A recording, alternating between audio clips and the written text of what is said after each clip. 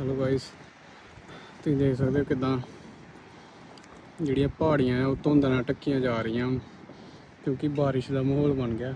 ਥੋੜੀ ਥੋੜੀ ਬਾਰਿਸ਼ ਸਟਾਰਟ ਹੋ ਗਈ ਆ, ਬੂੰਦਾਬਾਰੀ ਜਿਹਨੂੰ ਕਹਿੰਦੇ ਆ ਪੈ ਰਹੀ ਆ। ਤੇ